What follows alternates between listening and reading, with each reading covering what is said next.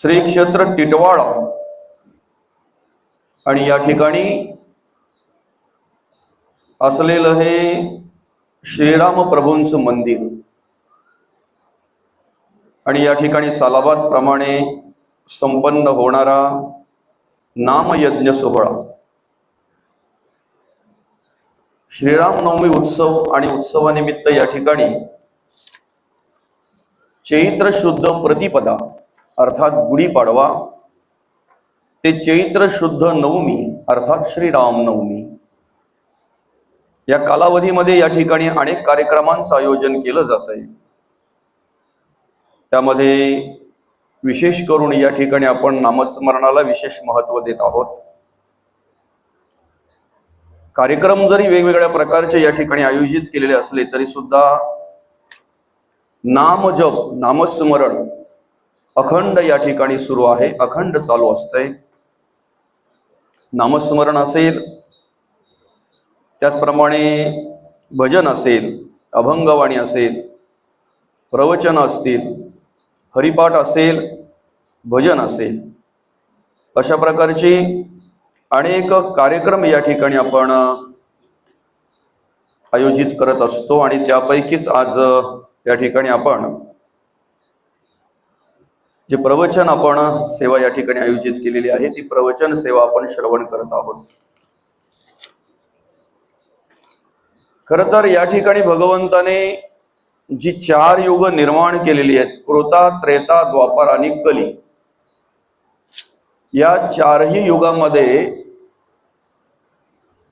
साधनेचं जे महत्व आहे किंवा जी साधना आहे ती प्रत्येक युगाप्रमाणे वेगवेगळी वर्णन केलेली आहे किंवा वेगवेगळी सांगितलेली आहे। सत्ययुगामध्ये ध्यानाला महत्व होतं,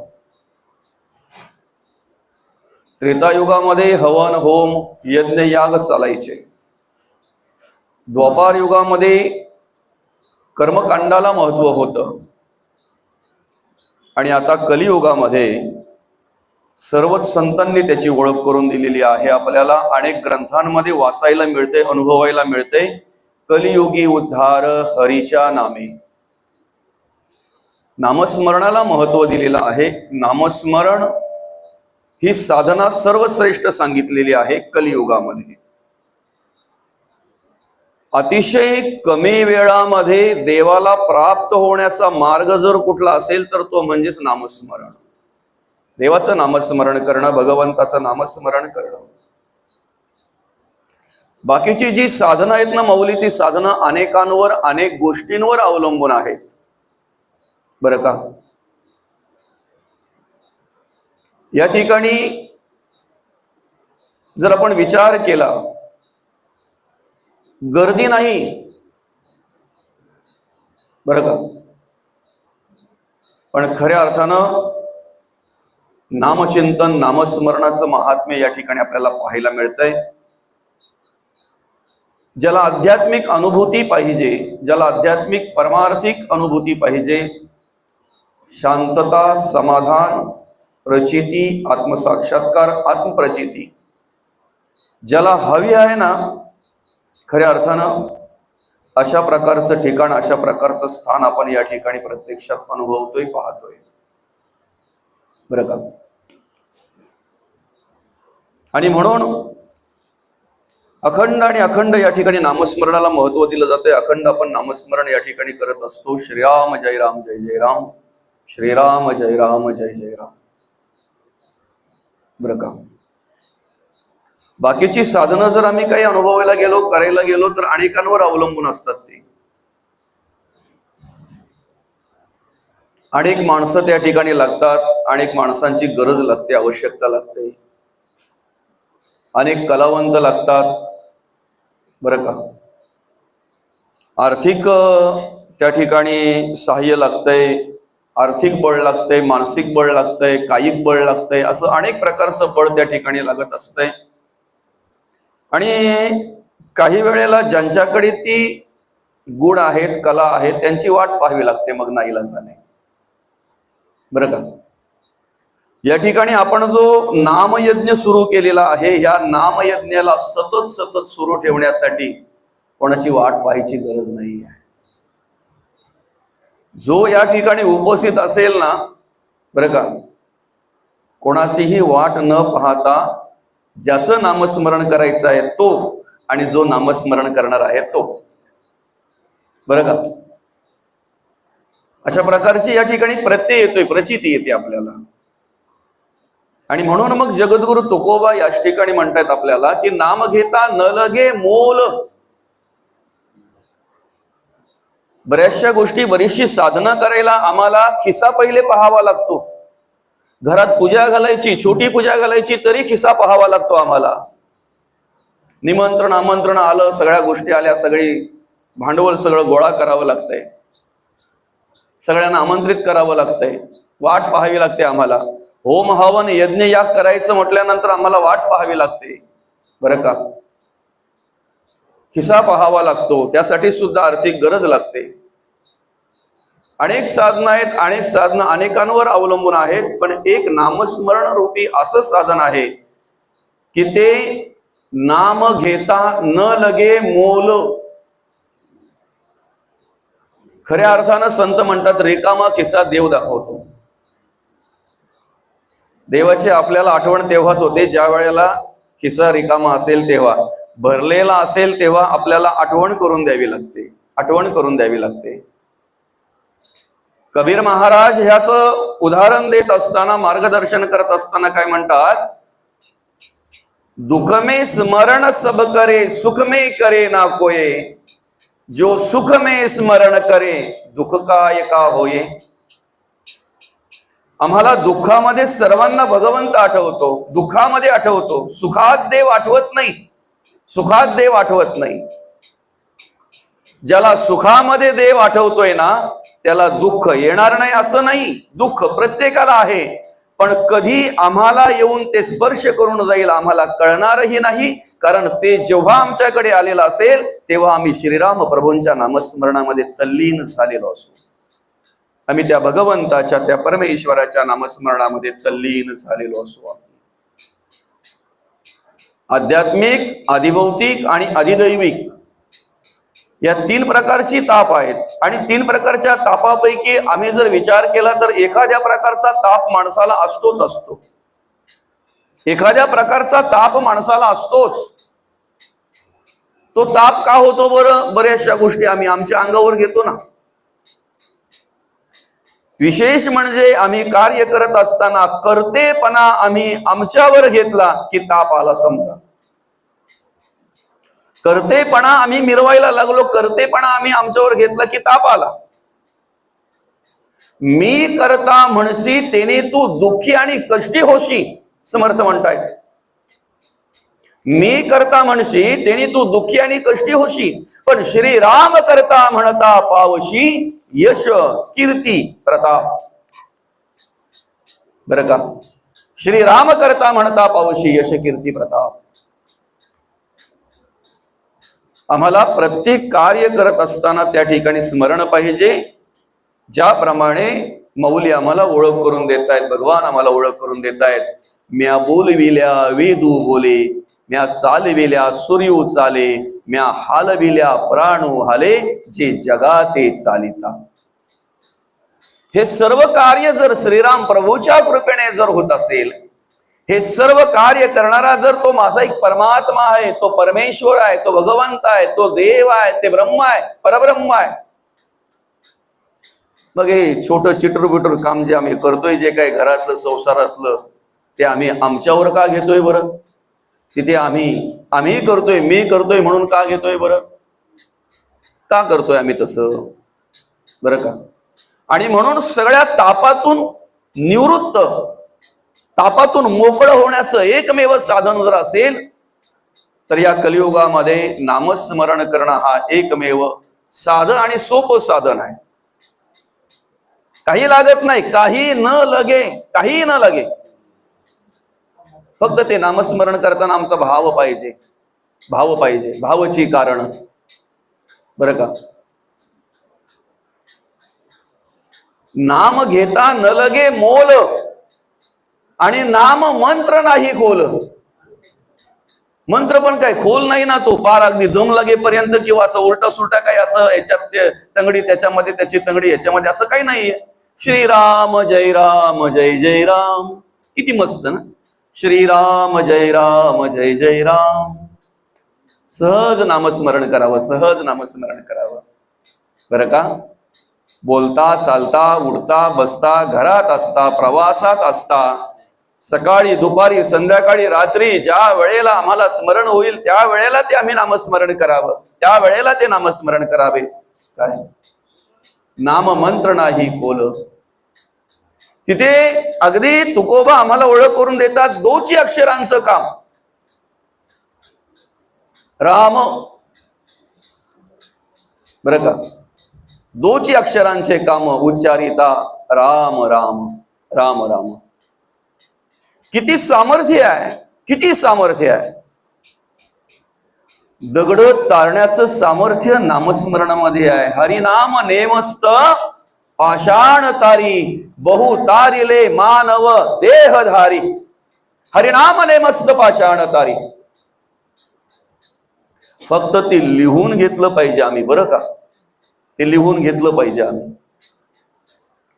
ज्या दगडावर ते लिहिलं गेलं ना, ते दगड पाण्यामध्ये तरताना पाहायला मिळतात, आपल्याला तरताना पाहायला मिळतात. बाकी भले भले दगड बुडाले बरं का, भले भले दगड बुडाले. हजारो वर्षे तपश्चर्या करून सुद्धा बुडाले.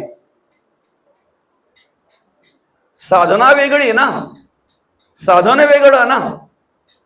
आणि म्हणून आम्ही जर नाम लिहून घेतलं ह्या दगडावर, अर्थात अखंड सर्वांगाने नामस्मरण करता आलं पाहिजे. फक्त मुखाने नाही, फक्त मुखाने नाही, आम्हाला सर्वांगाने भगवंताचं नामस्मरण करता आलं पाहिजे. आणि ज्या दगडावर नाम लिहिलं गेलं राम, ते दगड पाण्यात तरतायत. भगवंताने प्रत्यक्षात बघितल्यानंतर, श्रीराम प्रभूंनी बघितल्यानंतर त्यांनाही वाटलं आपणही एखादा दगड पाण्यात टाकून पाहावा काय. आणि म्हणून एक भला मोठा दगड भगवंतांनी त्या पाण्यामध्ये टाकल्यानंतर तो बुडाला. विचार केला जरा मोठा आहे, थोडा छोटा, थोडा छोटा, थोडा छोटा, थोडा छोटा, किती अगदी लहान टाकून बघितला, बुडाला. आणि मग मागे वळून बघितलं तेव्हा हात जोडून हनुमंतराया उभे होते, मारुतीराया उभे होते. केव्हा आलात, या प्रश्नाचं उत्तर आपण नेहमी ऐकतो, केव्हा आलात.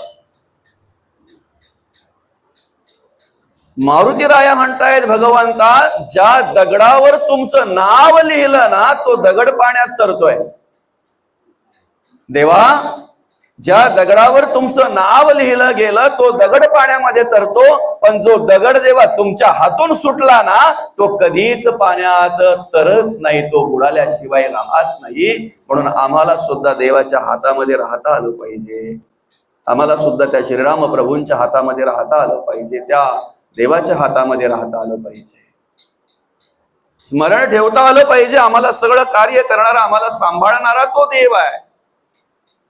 तो देव आम्हाला सांभाळतोय बरं का. किती सामर्थ्य आहे नामस्मरणामध्ये. नाम संकीर्तन साधन पै सोपे, अतिशय सोपं साधन आहे ना. उठता बसता खाता पिता बोलता चालता अखंड आम्ही नामस्मरण केलं पाहिजे. नामसंकीर्तन साधन पै सोपे. लहानाने उच्चार करावा, मोठ्यांनी थोरांनी, गरिबाने श्रीमंताने, अज्ञानाने सज्ञानाने, तरुणाने वृद्धाने. इथे काही मर्यादा आहे का?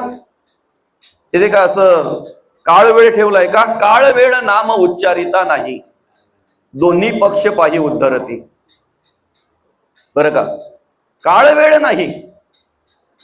आणि महत्वाचं म्हणजे नामस्मरण करण्यासाठी आम्हाला पंचांग पाहायची गरज नाही. दिवस कोणता आहे आणि कसा आहे, शुभ दिवस आहे का अशुभ दिवस आहे का. ज्या दिवशी आम्हाला भगवंताचं श्रीराम प्रभूंचं नामस्मरण करण्याची सद्बुद्धी झाली ना, भले कॅलेंडरवर अमावस्या असेल पण आमच्यासाठी तो दिवस शुभ आहे.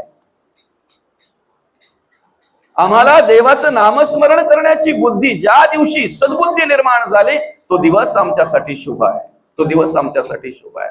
म्हणून भगवंत, म्हणून संत म्हणतात, काळ वेळ नाम उच्चारिता नाही, दोन्ही पक्ष पायी उद्धरती.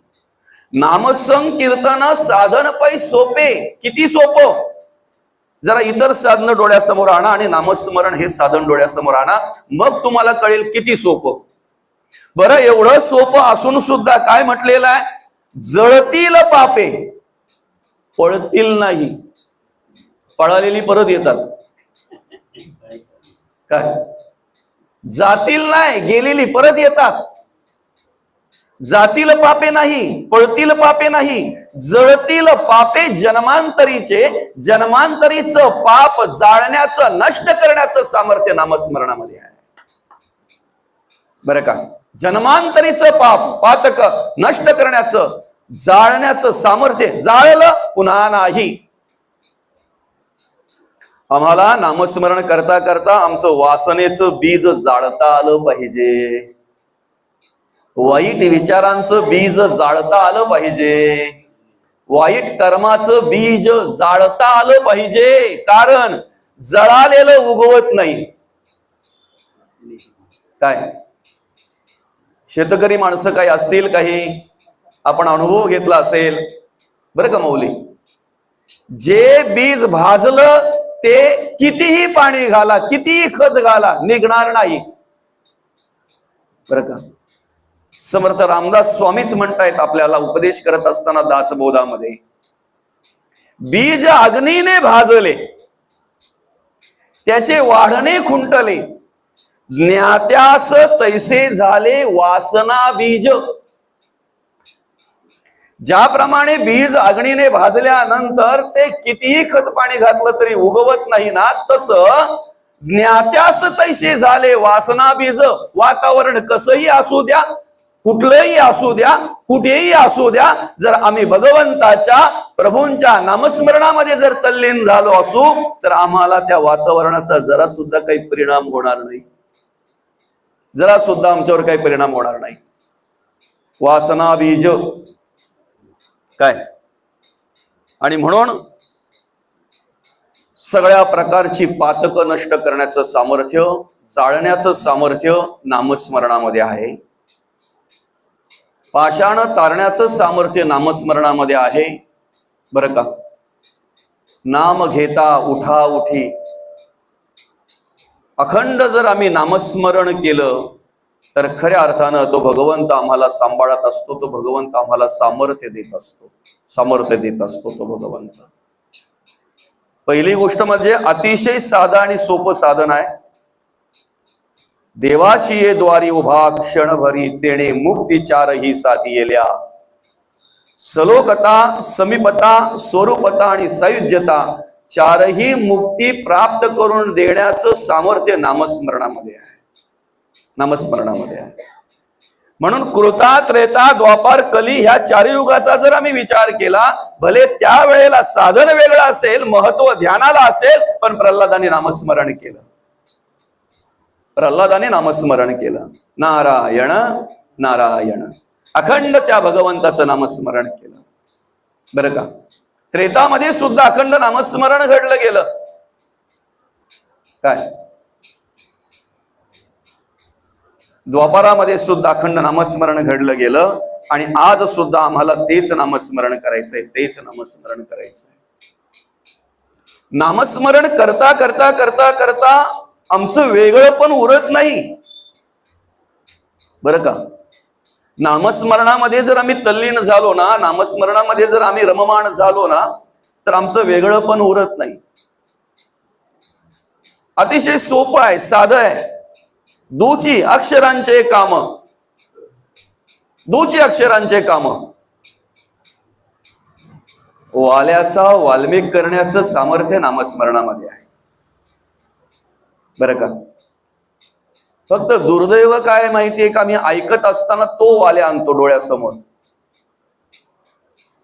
बरं का? आम्ही श्रवण करत असताना त्यांना डोळ्यासमोर आणतो. कधीतरी आम्ही तिथे उभं राहिलो पाहिजे. यांच्यापैकी आमच्याकडे काही आहे का? काय